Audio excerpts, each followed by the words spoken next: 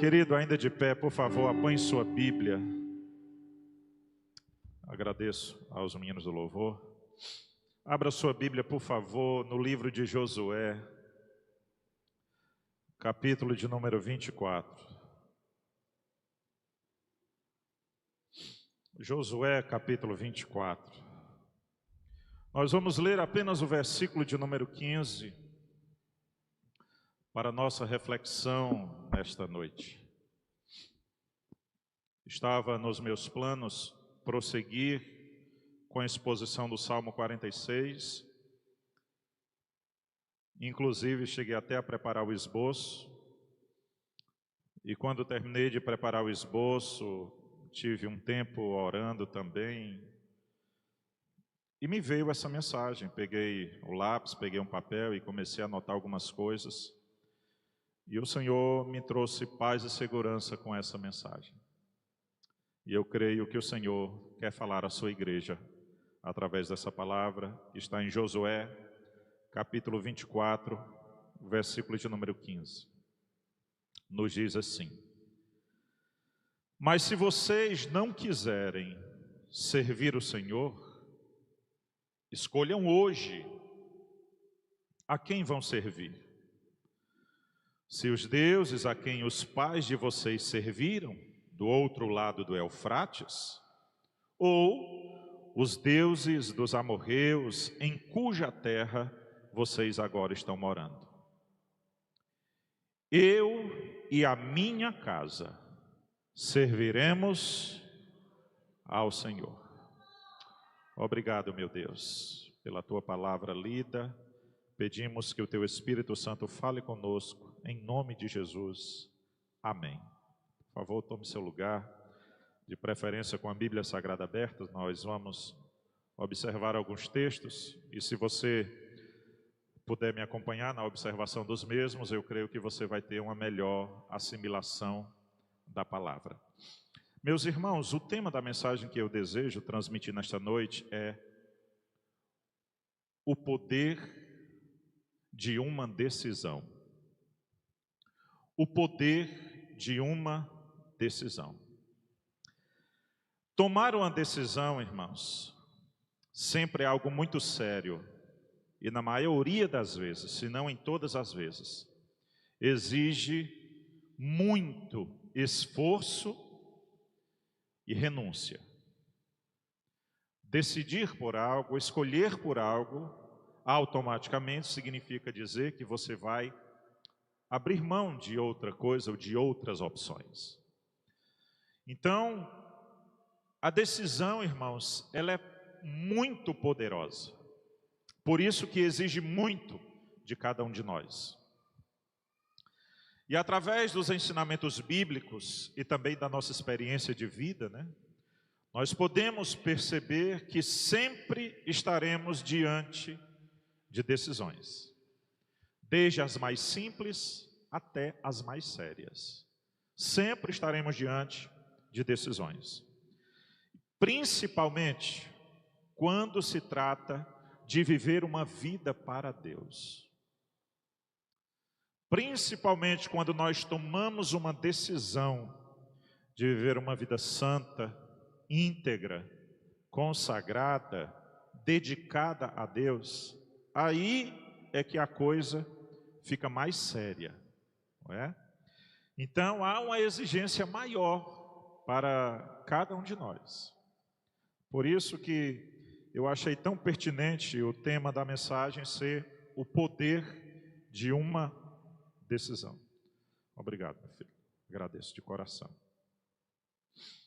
Então, meus irmãos, eu queria aqui de forma bem clara, bem objetiva, elencar aqui alguns exemplos bíblicos de homens que são citados na Bíblia, que tiveram que tomar decisões sérias, que tomaram em alguns momentos decisões tolas, e que com esses homens e com esses exemplos, nós, servos de Deus, buscarmos aprender e trazer para a nossa vida esses ensinamentos a respeito da decisão.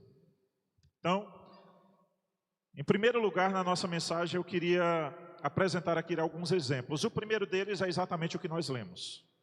Josué. Josué, capítulo 24, versículo 15, a parte final do versículo, ele vai dizer a sua decisão.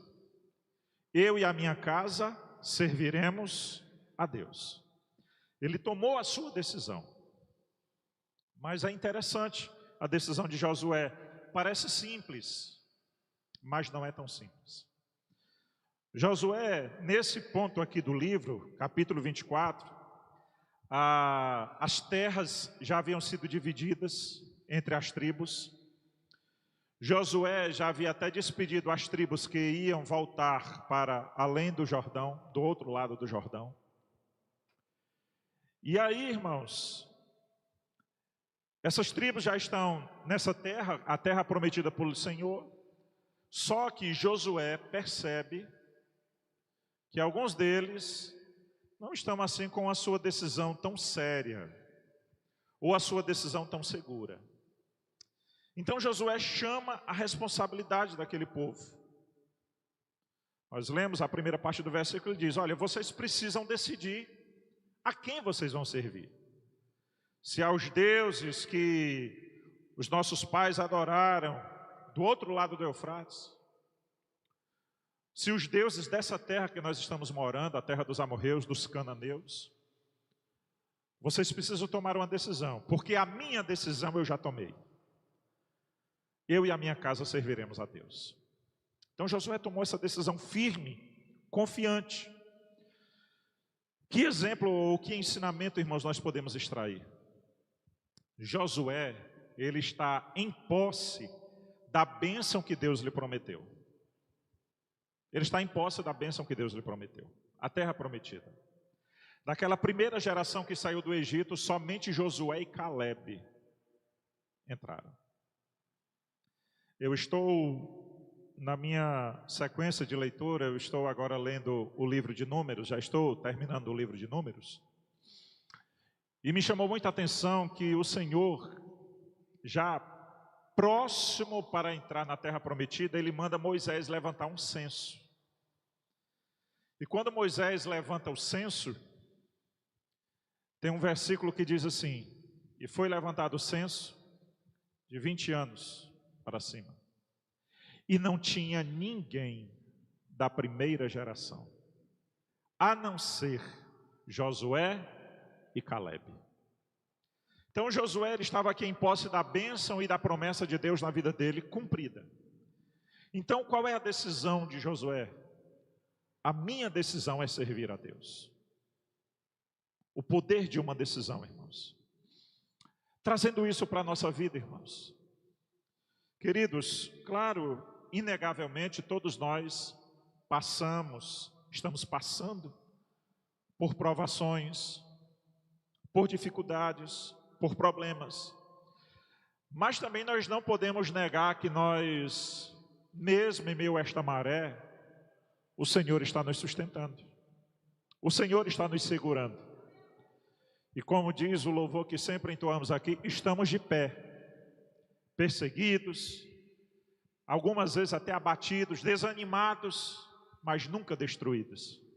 Por quê? Porque o Senhor tem nos sustentado de pé. Então eu quero desafiar você, meu filho, minha querida irmã, a olhar para a sua vida, a olhar para a Bíblia Sagrada e tomar essa decisão. Eu vou servir somente ao meu Senhor. Tomar essa decisão de servir somente ao Senhor, apesar de que outros não estejam te acompanhando nessa decisão, caso de Josué. Apesar de que você esteja enfrentando algumas dificuldades, desânimos, problemas, mas eu convido, eu exorto, eu chamo vocês para vir comigo e tomar essa decisão. Servir somente ao Senhor. O segundo exemplo que eu quero tratar com vocês é a decisão do rei Ezequias. Hoje eu meditei um pouco, eu li novamente toda a passagem de 2 Crônicas, a partir de 29 até o 32, sobre o rei Ezequias. E o rei Ezequias, irmãos, ele herdou o trono de Israel, o trono aos escombros. A nação de Israel, ela estava aos escombros. A nação de Israel, ela estava totalmente falida, espiritualmente, porque o seu antecessor, o rei Acais, havia fechado o templo do Senhor estava fechado. O rei Acais tinha conduzido a nação de Israel a mergulhar na idolatria, a fazer alianças com povos pagãos. Era uma tristeza só. E foi esse o trono que o rei Ezequias herdou. E quando o rei Ezequias herda esse trono, ele toma uma decisão, que se encontra em 2 Crônicas 29, 10. 2 Crônicas 29, 10. A decisão do rei Ezequias. Ele diz assim: agora estou resolvido a fazer uma aliança com o Senhor, o Deus de Israel, para que o furor da sua ira se afaste de nós. Qual é a decisão de Ezequias? Estou decidido a fazer uma aliança com Deus. Ele está fazendo uma leitura, irmãos, do cenário em que ele está inserido. Israel mergulhado na idolatria. O templo do Senhor está fechado. Não há mais festa de louvor a Deus. Há muita idolatria. Mas esse homem, quando toma essa decisão, irmãos, é uma das passagens mais lindas que eu acho na Bíblia. Eu queria até ler com vocês também, nós fizemos a leitura só do versículo 10. Eu queria ler com vocês também o versículo de número 11. Porque ele olha para os levitas e para os sacerdotes, ele diz para eles que ele vai tomar essa decisão de fazer essa aliança com Deus. E aí ele olha para os levitas e sacerdotes e diz assim: meus filhos, não sejam negligentes, pois o Senhor os escolheu para estarem diante dele, para o servirem, para serem os seus ministros e queimarem incenso. Ele diz: não sejam negligentes. Qual era a situação do templo? Fechado. E esses sacerdotes, esses levitas, que eram para estar no templo, onde é que eles estavam? Perambulando, sem destino, sem fazer a obra. Mas aparece esse homem e diz: eu vou fazer uma aliança com Deus. E ele desafia os outros a fazer esta aliança. Ezequias, irmãos, ele tomou uma decisão muito firme, muito séria e muito corajosa. Ele decidiu fazer uma aliança. Irmãos, e é uma das reformas mais lindas. Eu desafio você a ler 2 Crônicas do 29 ao 32. Por favor, leia. É uma das reformas mais lindas que aconteceu na nação de Israel, porque um homem tomou a decisão. Irmãos, me escutem, por favor. Quantas vezes o nosso templo, o templo e morada do Espírito Santo, que somos eu e vocês, não se encontra fechado, não tem louvor, não tem ânimo, não há disposição para adorar a Deus? O templo e morada do Espírito Santo, quantas vezes se encontra fechado? Mas hoje, o Senhor fala comigo, eu creio que está falando com você. Hoje, Ele diz: agora eu estou resolvido. Foi uma decisão de Ezequias. Eu estou resolvido a fazer uma aliança com Deus. Irmãos, às vezes nós incorremos no erro de pensar que naquele dia que eu tomei minha decisão por Jesus, naquele dia que eu desci nas águas do batismo, aquilo ali selou a minha aliança com Deus. De uma certa forma eu posso dizer que sim. Mas vocês já pararam para observar? Eu convido vocês a meditar, a refletir. Vocês já pararam para observar por que tem um versículo na Bíblia dizendo que as misericórdias do Senhor se renovam todos os dias? Por que que essa misericórdia precisa se renovar todo dia?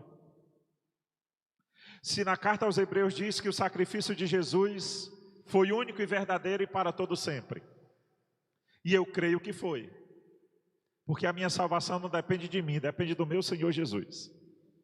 Mas por que é que as misericórdias do Senhor precisam se renovar a cada manhã? Porque nós também pecamos todos os dias. Todos pecaram e destituídos estão da glória de Deus. Então, irmãos, essa decisão de fazer esta aliança com Deus é todo o tempo todo. É todos os dias. É a cada momento que você dobra o seu joelho, é a cada momento que você se põe a orar. Eu estava assistindo a pregação de um pastor e ele me dizendo, eu sinto como se Deus estivesse falando comigo, e ele dizendo que, olha, todos os dias, quando eu dobro o meu joelho para orar, eu digo para o Senhor que Ele é o meu Deus, que Ele é o Deus da minha vida.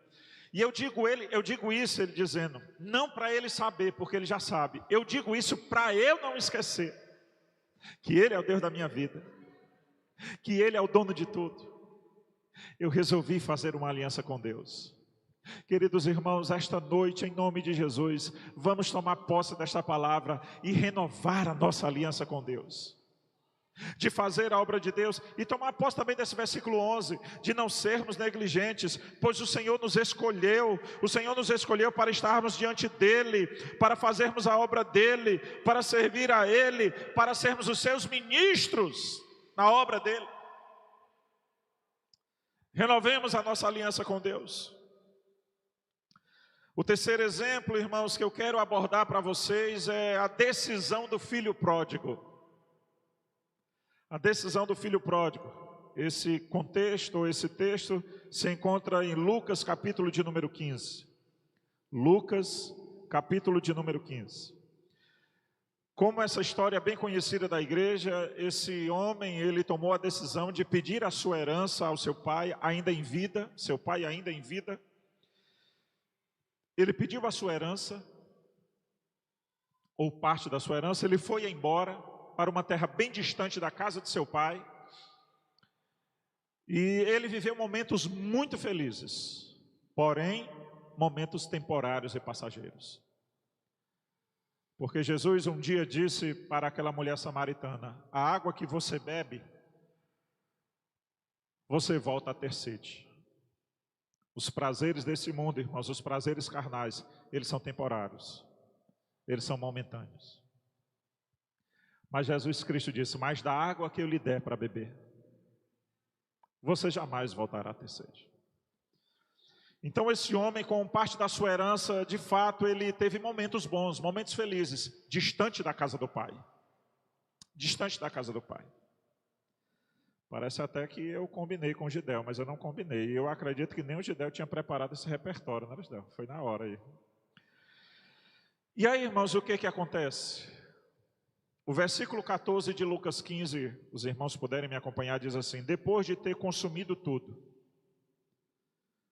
sobreveio àquela terra ou àquele país uma grande fome, e aquele homem que tinha tanto dinheiro, que tinha uma grande herança, começou a passar necessidade.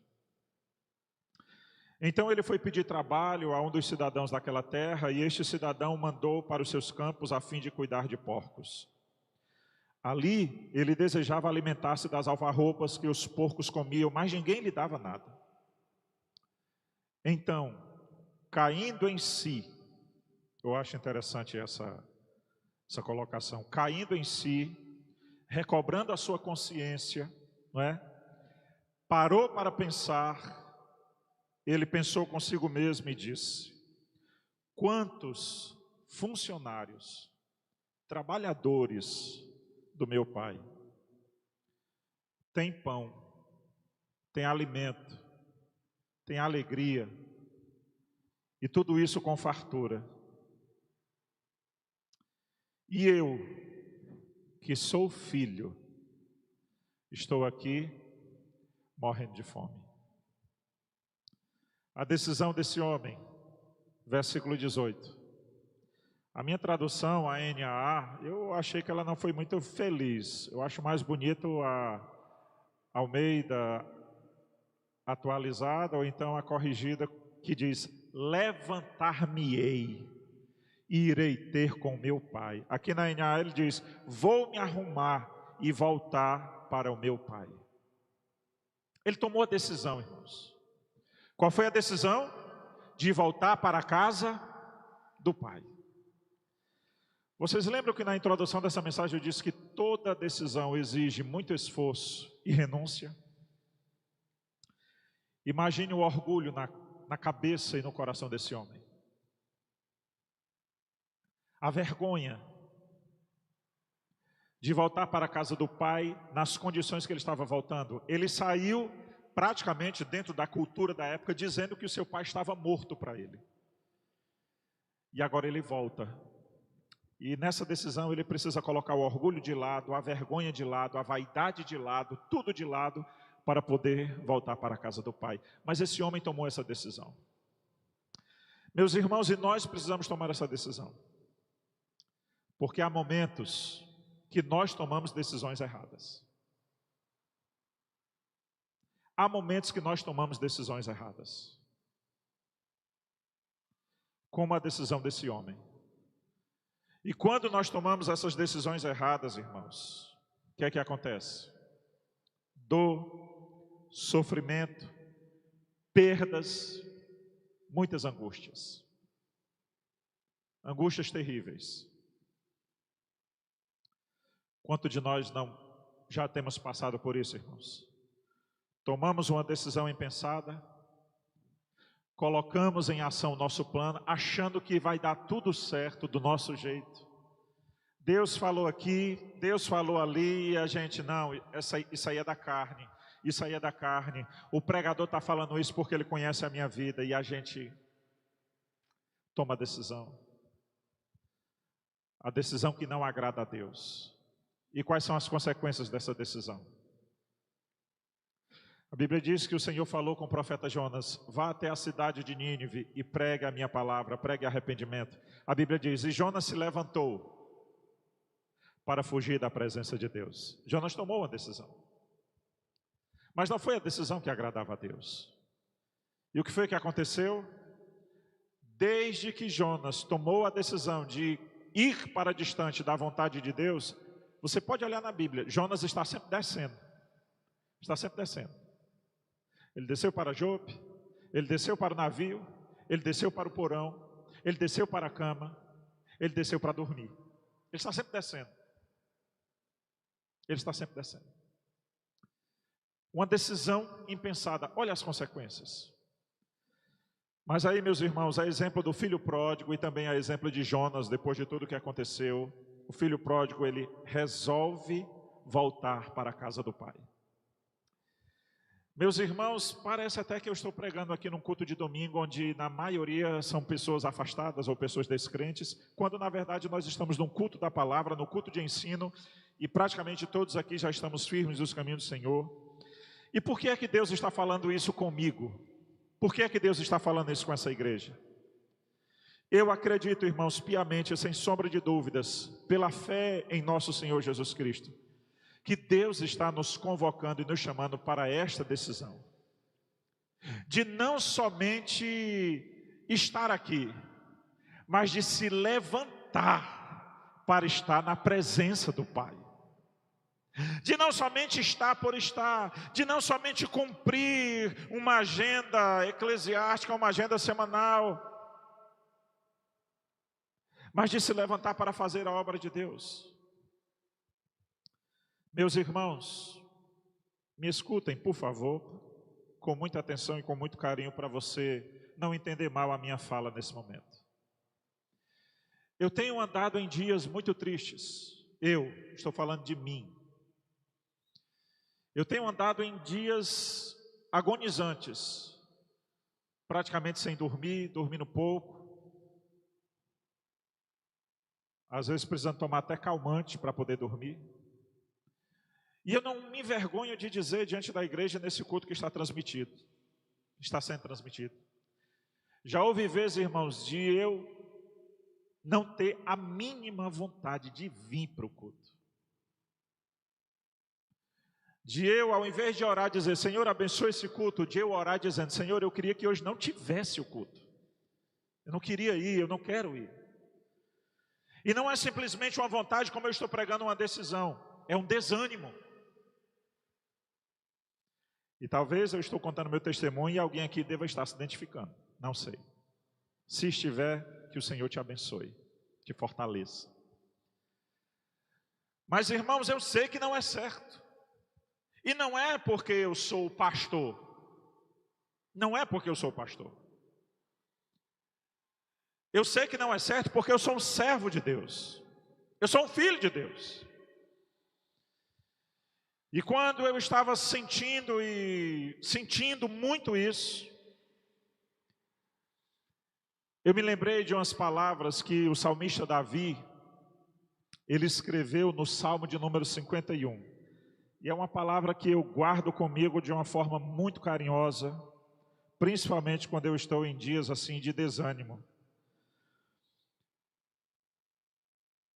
É quando ele fala, pedindo para o Senhor devolver a ele a alegria da salvação. Ele diz no versículo 10, cria em mim, ó Deus, um coração puro. Renova dentro de mim um espírito inabalável. Não me lances fora da tua presença, nem retires de mim o teu Santo Espírito. Versículo 12. Restitui-me a alegria da tua salvação e sustenta-me com o espírito voluntário. Então ensinarei aos transgressores os teus caminhos e os pecadores se converterão a ti. Esse versículo 12 principalmente é o que fala muito forte ao meu coração. Restitui-me a alegria da tua salvação. Porque o Flauber, a Taniela, minha esposa, me conhece muito bem. O Flauber é o tipo de homem que conta os minutos para estar na casa de Deus. Oração das primícias, clamor do meio-dia, cultos. E ultimamente, irmãos, esta alegria me foi tirada, não por Deus. Pode ter sido uma investida do próprio Satanás, sim, ou pode ter sido coisa da minha carne mesmo. Porque, irmãos, por favor, escutem. Nós temos a tendência de culpar outros. Eu estou desanimado por causa do Samuel, eu estou desanimado por causa do Emanuel, eu estou desanimado por causa do Marcos Paulo, eu estou desanimado por causa do Mauro. Por que é por causa do outro? Às vezes nós estamos desanimados, irmãos, por conta daquilo que o próprio profeta Jeremias diz. De que se queixa o homem? De que se queixa o homem? Lamentações de Jeremias 3,39, se queixe dos seus próprios. Mas nós temos a tendência de canalizar. O problema é a igreja, o problema é o louvor, o problema é a pregação, o problema é o departamento A, o problema é o departamento B, o problema é o departamento X. Meus irmãos, enquanto nós tivermos com essa decisão de culpar A e de culpar B, nós estaremos vivendo a síndrome do rei Saul. Saul, por que você fez isso? Por causa dos soldados. Saul, por que você fez isso? Por causa do povo. O povo impaciente começou a fugir, a ir embora, eu fiquei preocupado, ofereci o sacrifício. Que balido de ovelhas é esse, Saul? Não, é porque o povo achou bonito as vacas, as ovelhas gordas, resolveram trazer para sacrificar. Olha que coisa linda. Saul tomou a decisão de culpar o povo.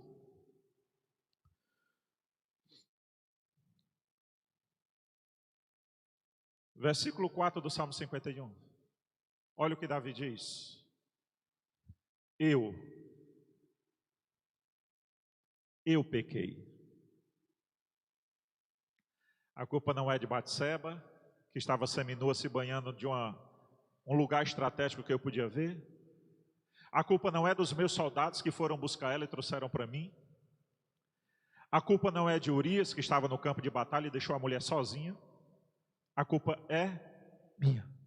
Eu pequei. Em 1 Crônicas 21, a Bíblia diz que, olha, escute isso. A Bíblia diz que Satanás encheu o coração de Davi, um homem segundo o coração de Deus. A Bíblia diz que Satanás incitou Davi a levantar um censo. Ele chegou para o seu capitão Joabe e disse: levante um censo que eu quero saber o tamanho do meu exército e quanto é a população do meu reino. Joabe, que nem era tão crente assim, irmão, acostumado a matar sem pena nenhuma. Rei, não faça isso não, Deus não vai se agradar disso. Mas a Bíblia diz: mas prevaleceu a palavra do rei. Quando começou o censo, o que foi que aconteceu? O Senhor mandou um profeta conversar com Davi. O que é que você quer? Ser consumido pela espada do inimigo? Ser perseguido? Ou cair nas mãos de Deus? Qual foi a escolha dele? Cair nas mãos de Deus. Foi o que aconteceu? O Senhor enviou uma peste no meio do povo. Morreu quantos? 70 mil. E o Senhor, tão misericordioso, deu uma visão a Davi. Davi abriu os olhos e viu o anjo do Senhor com a espada desenhada na mão. A Bíblia diz, ele viu o anjo do Senhor entre o céu e a terra. Aqui, ó. Com a espada desenhada na mão. Quando Davi teve essa visão, qual foi a decisão de Davi? Alguém lembra? Quando Davi teve essa visão, qual foi a decisão dele? Senhor, esse povo não fez nada contra ti. Quem pecou foi eu. Então, irmãos, o problema do meu desânimo não são vocês, não são a igreja. Eu posso muito bem dizer, eu estou assim por causa de A, por causa de B. Se eu disser isso, eu estarei mentindo. O desânimo é meu. E quem sabe isso, irmãos, que eu estou entendendo assim. Inclusive hoje foi um dos dias, em segunda-feira e hoje, foi um dos dias que o Senhor devolveu essa minha alegria. Eu estava contando os minutos para vir aqui para o culto hoje. Não quis vir nem as primícias. Eu não vim para as primícias nem para o clamor, porque realmente não quis, porque eu estava reservado. Nossa quarta-feira é o nosso dia do jejum. Eu decidi ficar em casa, reservado. Lendo a palavra, orando, chorando na presença de Deus, pedindo ao Senhor a alegria da salvação, eu quero. Eu sei que o Senhor deixou isso à disposição para nós. Ele diz, deixo-vos a minha paz, deixo-vos a minha paz, deixo-vos a minha paz os dou. E eu disse, eu quero essa paz, eu quero essa alegria, eu quero Deus. Eu quero Deus. É uma decisão, irmãos. Ou você decide culpar os outros, ou você decide, como decidiu Josué. Se você quer adorar outro Deus, problema seu. Eu e a minha casa vamos adorar a Deus.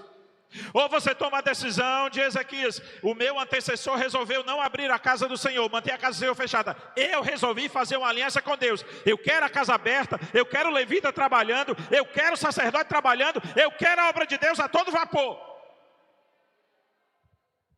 A decisão de Ezequias foi tão linda, irmãos, que ele voltou a celebrar uma Santa Ceia. Está lá escrito, desde os tempos, a Páscoa, desde os tempos de Salomão, não havia tido uma festa tão linda como essa.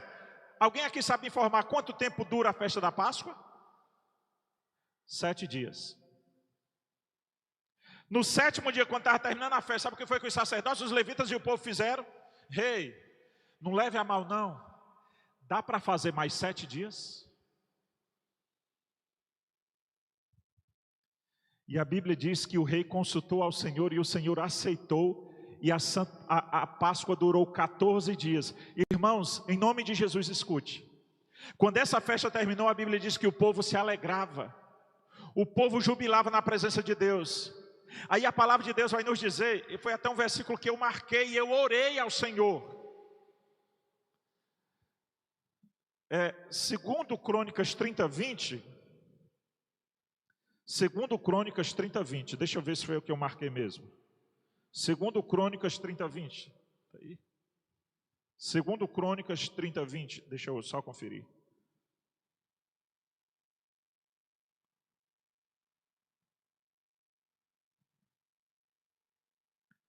Segundo Crônicas 30:20. Vitória, Põe na Ara, Almeida Revista Atualizada. Quando eu estava lendo na Ara. Olha o que aconteceu. Ezequias foi orar ao Senhor depois da Páscoa. O Senhor ouviu a oração de Ezequias e sarou o quê? A alma do povo. Quando eu li esse versículo, irmãos, eu parei. Sublinhei esse versículo na minha Bíblia. Estava lendo na outra Bíblia, Almeida Atualizada. Sublinhei. Botei o marca-páginas e assim fechei a Bíblia. Dobrei o meu joelho e disse para o Senhor: é essa cura que eu quero. É essa cura que eu quero. Eu tomo uma decisão, Senhor, de querer a cura para a minha alma, de querer a cura para a minha vida. E a Bíblia diz, Ele curou a alma do povo. Eu disse: Senhor, eu tenho ouvido o depoimento dos irmãos, eu tenho conversado com irmãos, e muitos dizem: pastor, é um desânimo, pastor, é uma falta de coragem. E todos esses irmãos que conversaram comigo com esse mesmo sentimento, eu apresentei ao Senhor em oração. Eu disse: Senhor, renova, sara a alma daquele que está desanimado, daquele que está sem coragem, daquele que tem perdido a vontade. Irmãos, e maravilhoso é, porque eu não orei por orar, porque alguém pediu oração. Eu orei o que de fato era a minha alma transbordando, era a minha alma orando, era a minha alma tomando a decisão. Meu filho, é na minha presença que eu te quero, é fazendo a minha obra que eu te quero, é buscando a minha face que eu te quero. Então vamos tomar a decisão, igreja, de servir somente ao Senhor, de renovar a nossa aliança com Deus, de nos levantarmos para estarmos na casa do Pai. E para encerrar, só duas observações que eu faço sobre essas três decisões. Eu dei apenas 3 exemplos, onde eu poderia ter dado muitos aqui na cabeça dos meus irmãos que pregam. Eu acredito que devam ter vindo muitos outros exemplos. Mas eu quero fazer 2 observações a respeito dessa decisão. Qual foi a decisão deles? Para onde ir? E qual foi a decisão? Ir para a presença de Deus. Josué disse: servir ao Senhor. Ezequias disse: aliança com o Senhor. O filho pródigo disse: voltar para a casa do pai. Primeira observação que eu faço: a decisão de para onde ir. Olha para mim. Vocês já pararam para observar, irmão, como é fácil tomar a decisão de desistir? Parece que ela já está pronta. Pastor, queria conversar com o senhor. É que eu estou aqui entregando a minha responsabilidade na igreja. Vocês já pararam para observar como é fácil? Pelo menos verbalmente, né? Verbalmente. Mas vocês já pararam para pensar como é difícil a gente tomar a decisão de fazer a obra? Porque a gente se lembra: A não me ajuda, B não me ajuda, C não está nem aí. Aí a gente, sabe de uma coisa, eu vou ficar por aqui mesmo. Mas a decisão correta, irmãos, é ir para Deus. E a segunda observação que eu faço, irmãos, é a essência dessa decisão. A essência dessa decisão. A essência da decisão de Josué: servir. Eu e a minha casa serviremos ao Senhor. A essência da decisão de Ezequias: aliança.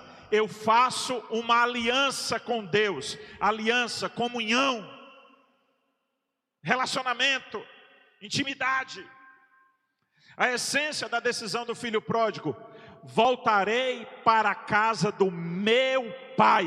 Ele está assumindo que ele é filho, ele está assumindo a paternidade de Deus, do Abba.